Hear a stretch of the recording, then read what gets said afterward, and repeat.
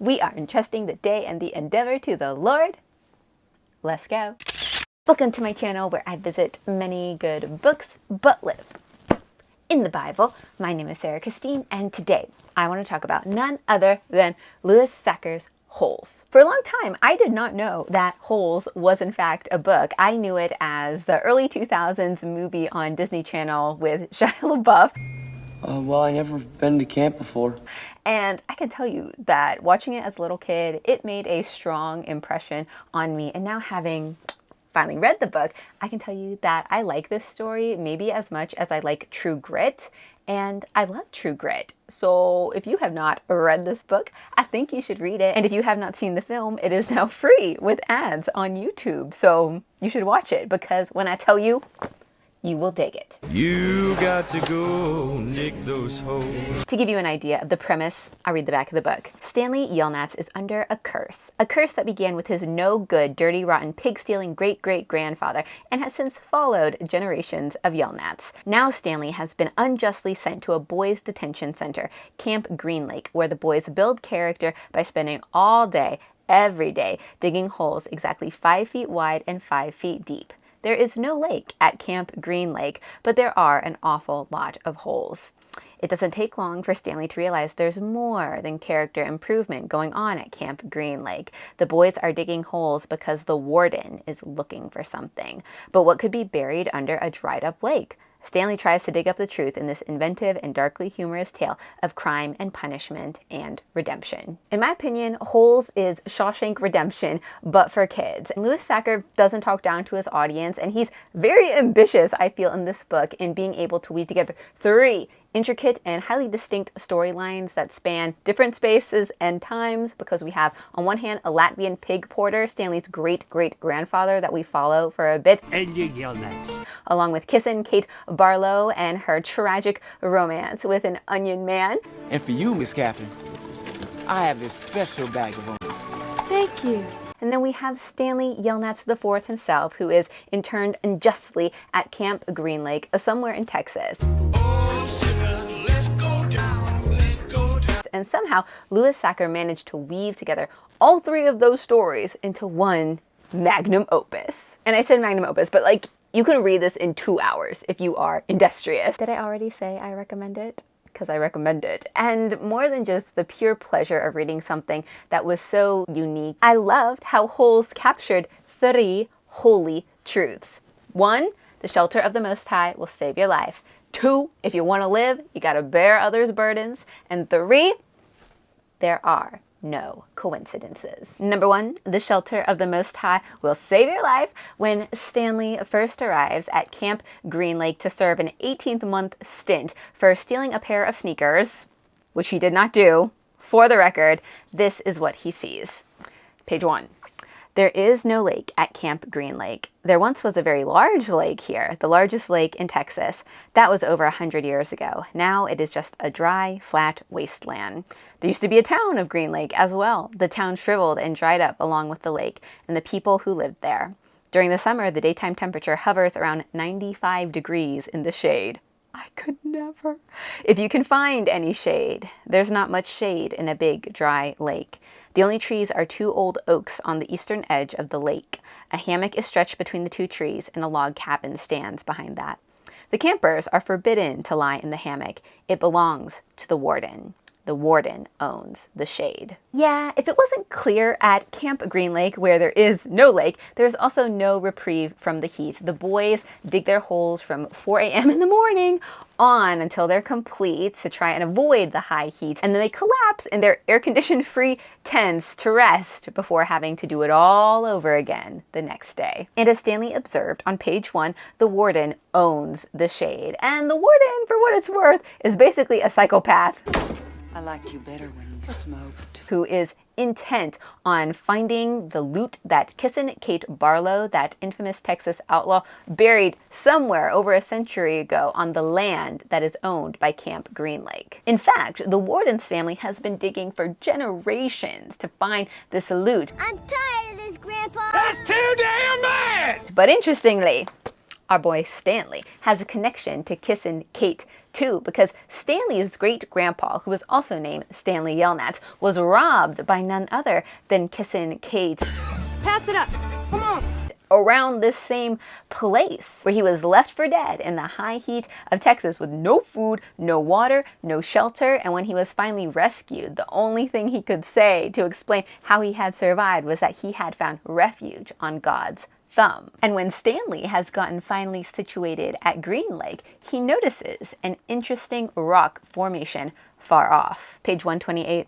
The horizon lit up with a huge web of lightning. In that split second, Stanley thought he saw an unusual rock formation on top of one of the mountain peaks. The peak looked to him exactly like a giant fist with the thumb sticking straight up. Then it was gone, and Stanley wasn't sure whether he'd seen it or not. I found refuge on God's thumb. That was what his great-grandfather had supposedly said after Kate Barlow had robbed him and left him stranded in the desert.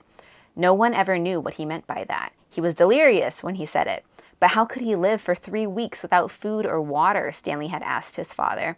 I don't know. I wasn't there, replied his father. I wasn't born yet. My father wasn't born yet. My grandmother, your great-grandmother, was a nurse in the hospital where they treated him. He'd always talked about how she dabbed his forehead with a cool, wet cloth. He said that's why he fell in love with her. He thought she was an angel. A real angel? His father didn't know. Well, what about after he got better? Did he ever say what he meant by God's thumb or how he survived? No. He just blamed his no-good, pig-stealing father.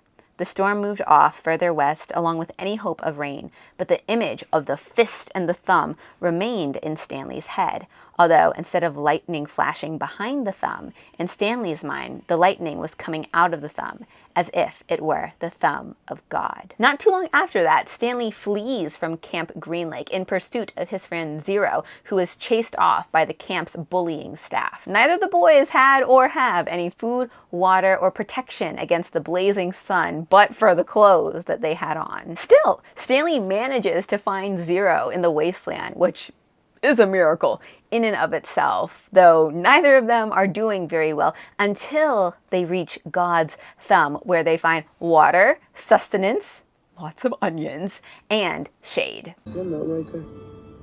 That one? Yeah. What does that look like to you?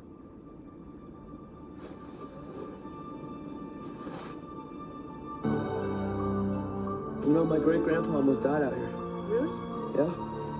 They say he survived because he made it to the top of God's thumb. Page 180. Stanley and Zero slept off and on for the next 2 days, ate onions, all they wanted, and splashed dirty water into their mouths. In the late afternoon, Big Thumb, that's God's thumb, gave them shade. Here we see that God's thumb saved Stanley and Zero's life, providing them with water, with food, and with shade that not even the warden, that high and mighty tyrant of Camp Green Lake, could withhold or take away. Basically, the warden got trumped by God's thumb, and that should come as no surprise to us, because we are told in Psalm 91:1 that the one who lives under the protection of the Most High dwells in the shadow or the shade of the Almighty. Thus, while the warden might be high and mighty, the Lord is the Most High and the Almighty, and that is how and why the shelter that He provides will save your life. And a great way to remember that is to think of how God's thumb saved Stanley and Zero's life. So that's Hull's Holy Truth number 1, the shelter of the Most High will save your life. And now for Hull's Holy Truth number 2, if you want to live, you gotta bear others' burdens. As we have just discussed, Stanley and Zero found life-saving refuge on God's thumb, but getting to God's thumb was tough. By the time Stanley found Zero hiding in a hole in the desert after fleeing Camp Green Lake, Zero had already been without water for 3 days. We get a description of what that looked like on page 155, where we are told Zero's face looked like a jack-o'-lantern that had been left out too many days past Halloween, half rotten, with sunken eyes and a drooping smile. "Is that water?" he asked. His voice was weak and raspy. His lips were so pale they were almost white, and his tongue seemed to flop around uselessly in his mouth as he spoke, as if it kept getting in the way. "It's empty," said Stanley. He stared at Zero, not quite believing that he was real. "I tried to bring you the whole water truck, but..." He smiled sheepishly. I drove it into a hole. I can't believe you're... Me neither, said Zero. Come on, we gotta get back to camp. Zero shook his head. I'm not going back. You have to. We both have to. You want some sploosh? Zero asked. What? Zero shaded his eyes with his forearm. It's cooler under the boat, he said.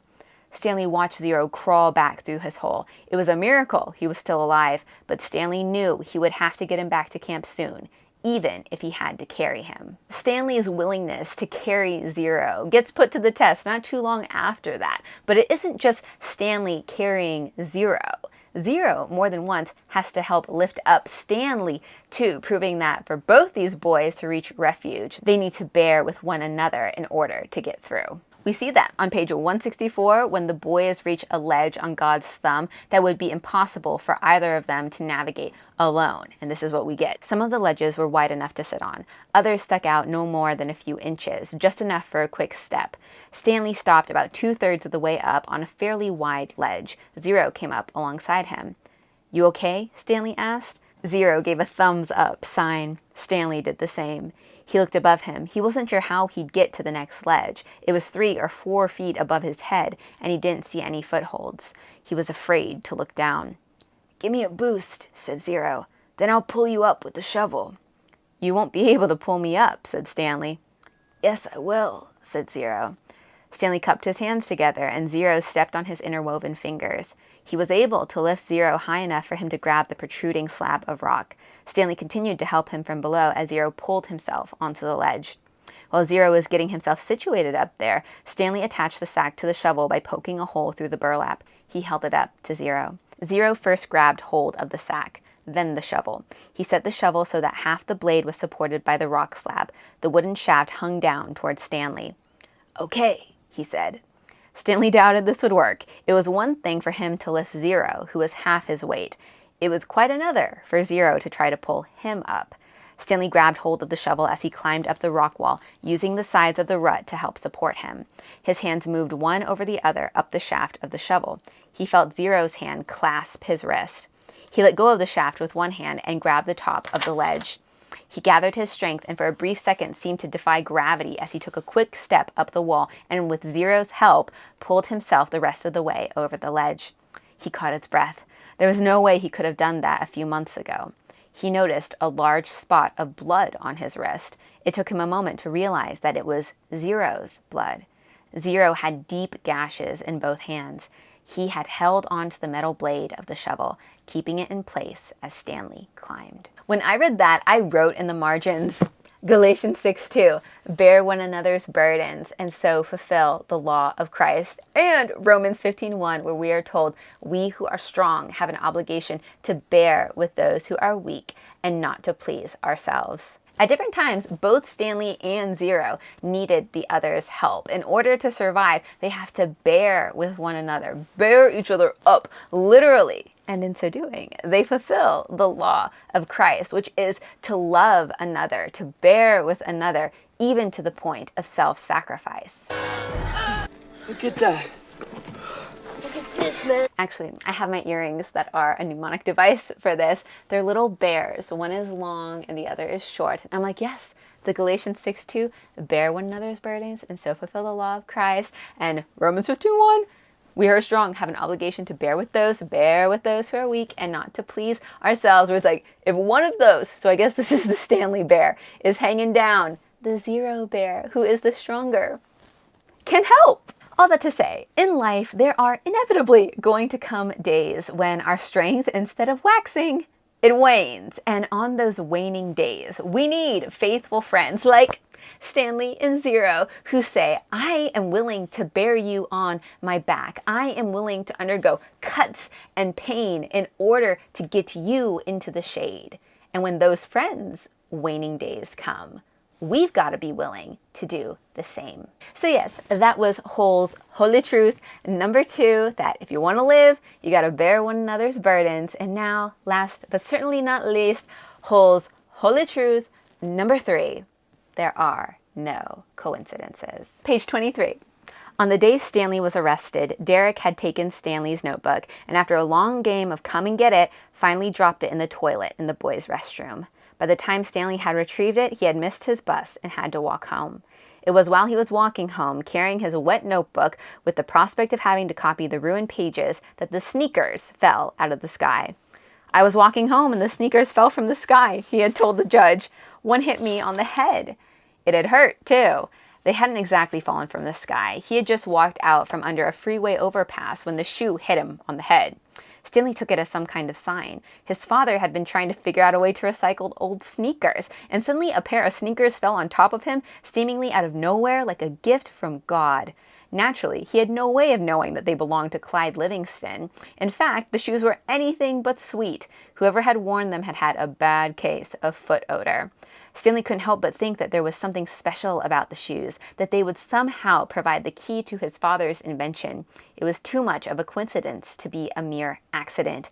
Stanley had felt like he was holding Destiny's shoes. Yeah, Stanley had no clue that those were famous baseball players' shoes that had just been stolen from a homeless shelter charity auction. He's just so excited. He's like, this is a sign that my dad's invention is finally gonna go right. And so he starts running back home, and he gets spotted by the Popo because they understandably are operating on the Proverbs 28:1, only the guilty run when no one is chasing them principle. So Stanley gets stopped, arrested, charged with theft, and then sentenced to 18 months at Camp Green Lake, digging holes where he meets our friend Zero, who later on confesses while he's recovering on God's thumb that it was he, Zero, who actually stole Clyde Livingston's shoes and threw them away when he got scared by the police.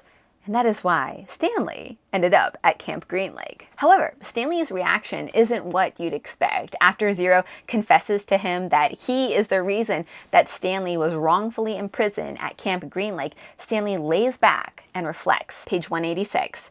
2 nights later, Stanley lay awake, staring up at the star-filled sky. He was too happy to fall asleep. He knew that he had no reason to be happy. He had heard or read somewhere that the night before a person freezes to death, he suddenly feels nice and warm. He wondered if perhaps he was experiencing something like that.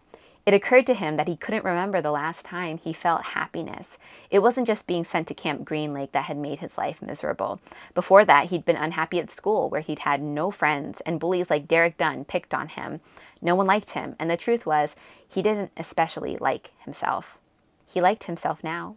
He wondered if he was delirious. He looked over at Zero sleeping near him. Zero's face was lit in the starlight, and there was a flower petal in front of his nose that moved back and forth as he breathed. It reminded Stanley of something out of a cartoon. Zero breathed in, and the petal was drawn up, almost touching his nose.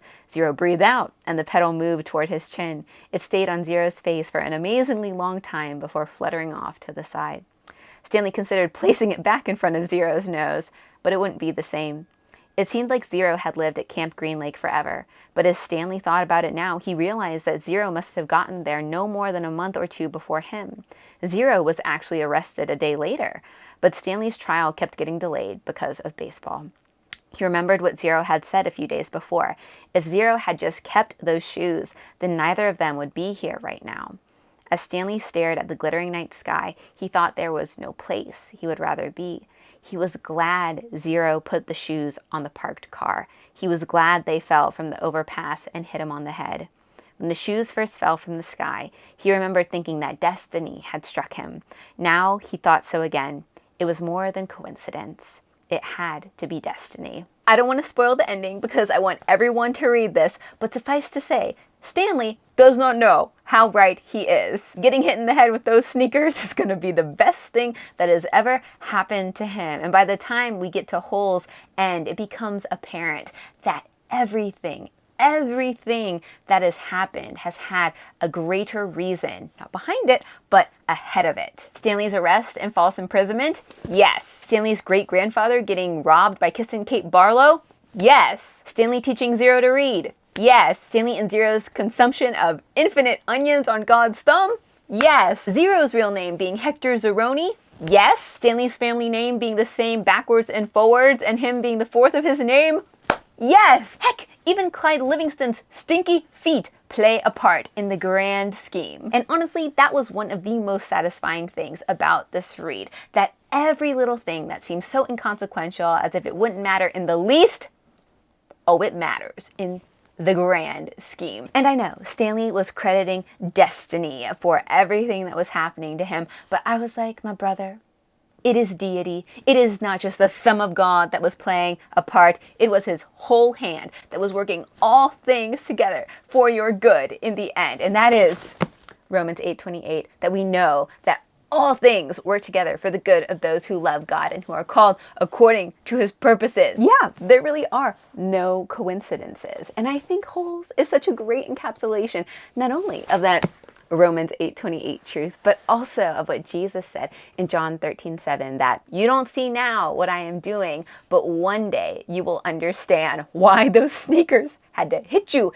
in the head. And as I was reading Holes and reflecting on the fact that if Louis Sachar, who was, again, amazing author, can work together all these little Easter eggs for a resolution that is beyond satisfying, I'm just like, what the Lord can do? Yeah, it would just blow your mind, because God is working in all things and at all times, which honestly, Holes made me think of one of my absolute favorite hymns/poems by William Kuyper, and it goes like this.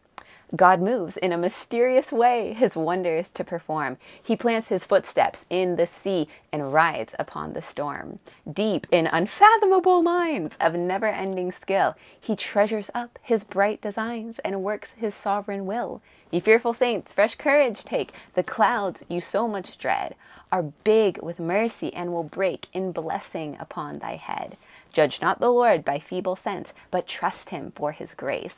Behind a frowning providence, he hides a smiling face. His purposes will ripen fast, unfolding every hour. The bud may have a bitter taste, but sweet will be the flower. Blind unbelief is sure to err and scan his works in vain. But God is his own interpreter, and he will make it plain. Oh golly gosh, was that the case at Camp Green Lake. The Lord made everything plain, and more than that, on a place that had not seen water in over a century, the Lord made it rain. Thank you so much for joining me. I hope that this was edifying, encouraging, and entertaining, and I hope that you will continue to join me as I visit many good books, but live in the Bible.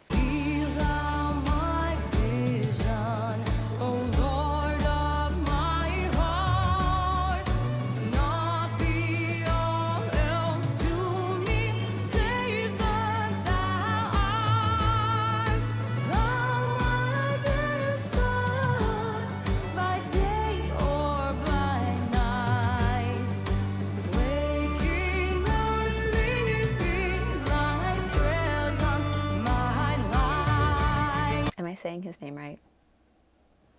Louis Sachar. Louis Sachar. We're just gonna go for it. This is like a tongue twister. He set the shovel. So. He set the shovel. So. I'm tearing up. Okay. Hold it together. Pulling it together. Get it together. Also, PSA, my background will look a little bit different going forward because I'm moving to grad school, where my mom is very excited for me because she's just like, oh, Yale, where there are males. Yeah, she's not interested in water rain. She's interested in, like, what's that song? It's like, it's raining men, hallelujah, it's raining men. That is mama. That is my mama. She was.